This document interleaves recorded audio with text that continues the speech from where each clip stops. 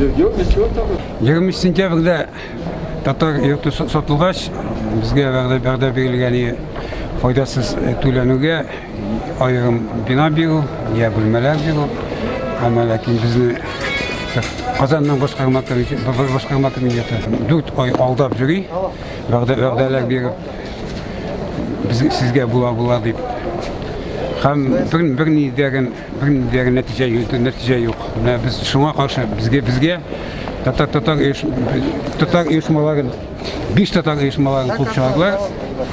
Әмма ләкин берни дигән урын бирмәделәр.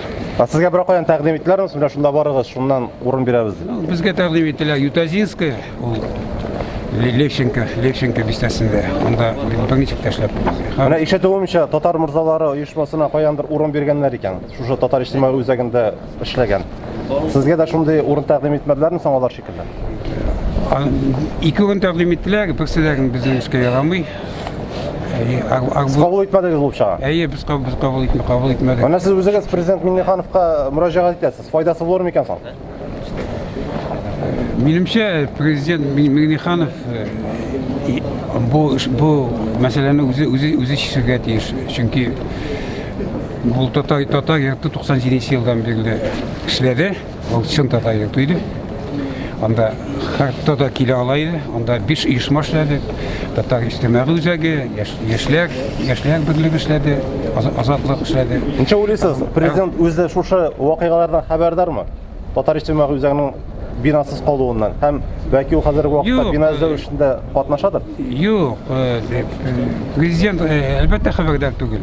Ул бу мәсьәләне белми, чөнки бу мәсьәлә белән ул чиновниклар шөгыльләнәләр һәм бер нәрсәдән бернинди дә җиткермиләр дип әйтергә тырышам. Җиткермиләр аңа. Җиткерсәләр, ул хәбәрдар булса, сезгә бина табу мәсьәләсендә ярдәм итәрме икән? Әлбәттә.